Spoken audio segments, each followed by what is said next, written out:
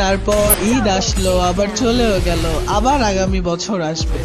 কিন্তু যারা জীবনে আসলো আবার চলেও গেল, তারা কবে আসবে?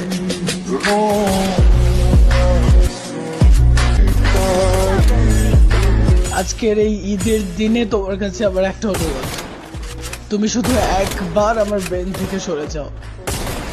আমি সারা জীবন তোমার জন্য দোয়া করব। যে দেখেনি তোমার ক্ষত, শোনেনি তোমার গল্প, তাকে যদি এক আকাশ ভালোবাসা এনে দাও, সে বলবে এই আকাশের তারা কেন এত অল্প।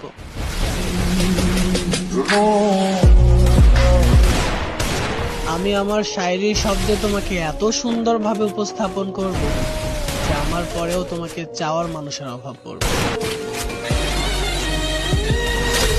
তফাৎ এইটুকুই, সে আমাকে পাগল বানাতে চেয়েছে আর আমি তাকে আমার ঘরের বউ বানাতে চেয়েছি। এক আকাশ পরিমাণ ঠকিয়েছ আমাকে, আর তোমাকে যেন কেউ এক চুল পরিমাণও না ঠকায়, আমি কোরআন পড়ে আল্লাহর কাছে দোয়া করি।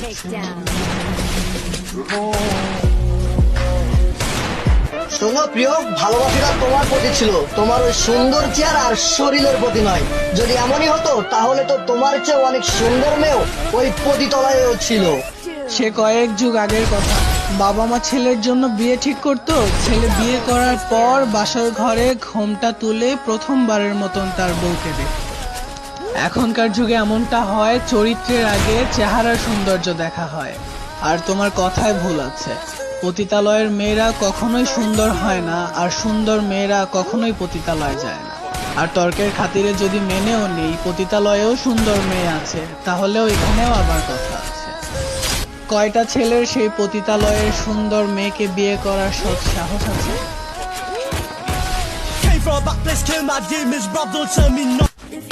আমি তোমাকে অসম্ভব ভাবে ভালোবাসতে চাই।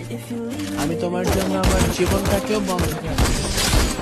তুমি শুধু তোমার হাসির দাম বলো।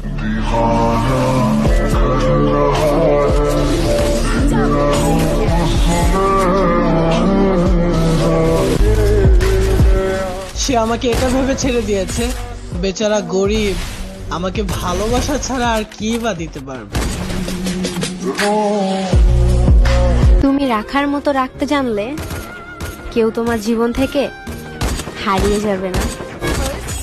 ওয়েট, আর কিভাবে রাখবো? সে যখন আমার বুকে মাথা রেখে ঘুমাতো, আমি আমার হার্টবিট বন্ধ করে রাখতাম, যেন আমার হার্টের ধূপ ধূপ শব্দে তার ঘুম না ভেঙে যায়। আমার সবটুকু ভালোবাসা দিয়ে আমি তোমাকে ভালোবেসে ফেলেছি। এখন কি তোমার একটুও মনে হয় না যে তোমার পর আমার জীবনে যে আসবে